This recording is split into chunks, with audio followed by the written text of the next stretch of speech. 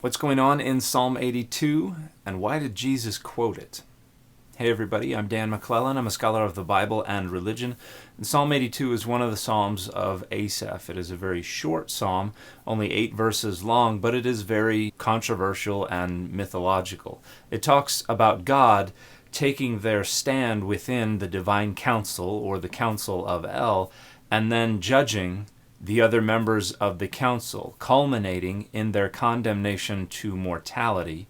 And then in the very last verse, we have the psalmist calling upon God to rise up and inherit all nations. Now, what's going on here? A lot of scholars think that this is a very archaic psalm, and it may even reflect a distinction between the Most High, Elyon, who's identified as El, and Adonai. For instance, God is called upon to rise up, indicating they've been seated. But the deity who is talking throughout the majority of the psalm takes their stand in the divine council. There are other folks who think that Elohim refers to humans, and so this is about corrupt judges, for instance, but this is rejected by the overwhelming majority of critical scholars. I have written a paper on this that was published in the Journal of Biblical Literature in 2018 entitled The God's Complaint, Psalm 82 as a Psalm of Complaint. And what I argue there is that this is the God of Israel standing up to condemn the other gods of the nations, who are the other members of the divine council, for their negligence regarding cosmic and social order and justice. And what did they do to neglect their duties related to cosmic and social order and justice? They allowed Babylon to invade Israel and cart off the Israelites, or more accurately, the Judahites, into exile. This is what allowed the foundations of the earth to be rocked. And so God, the God of Israel, is standing up to condemn them and refers to them as gods and children of the Most High, but then condemns them to mortality. Says, "You shall die like men and fall like any prince." And what this does is deposes them from their seats on the divine council. Now those seats sit empty, and this is when the psalmist says, "Rise up, O God, and judge the earth. You inherit all nations."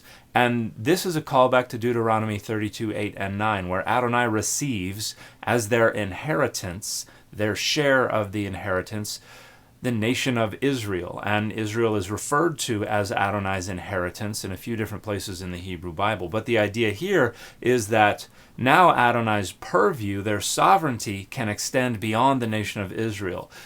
They will inherit all nations by taking over all of the seats on the divine council and, in effect, becoming the patron deity of all nations of the earth. And this, I argue in my paper, affects the universalization of Adonai's geopolitical sovereignty. Prior to the exile, Adonai's sovereignty on earth, not in heaven, on earth, was limited to the land of Israel. This is why Naaman, for instance, when he goes back to Syria, wants to worship Adonai in Syria, has to bring 2 cartloads of Israelite soil with him, because Adonai can only be worshipped on Israelite soil.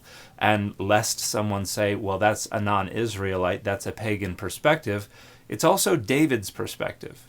Because when Saul is chasing David, at one point he yells at Saul and says, "Your men are forcing me out of Adonai's inheritance, telling me go worship other gods." The idea there is clearly that David cannot worship Adonai if he has been forced out of Adonai's inheritance, the land of Israel. He must worship whatever deity is sovereign on the soil on which he is. And we see this reflected in the laments about the exile, where the Judahites sit on the bank of the river in Babylon and say, how can we sing the song of Adonai in a foreign land? And so what Psalm 82 is doing in a post-exilic context is expanding Adonai's sovereignty to make Adonai accessible to the Judahites who are still living outside the land of Israel. It universalizes Adonai, and there are different ways that different authors are trying to do that. Deutero-Isaiah is trying to do that. Ezekiel is trying to do that. There are a variety of different rhetorical attempts to expand Adonai's sovereignty. So that's what I argue Psalm 82 is about. And that fits broadly within the critical scholarly consensus that this is a psalm that takes place in a heavenly courtroom that involves the divine council.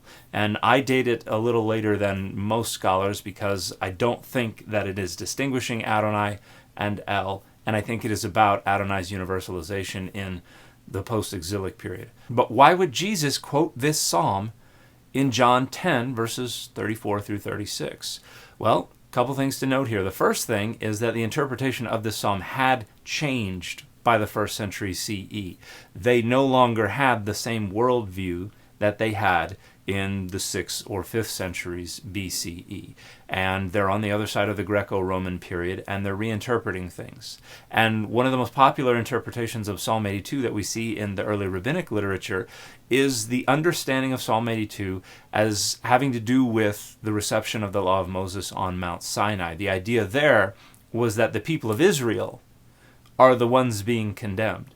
And the people of Israel, upon reception of the law at Mount Sinai, became freed from the power of the angel of death. In effect, became immortal, which rendered them gods.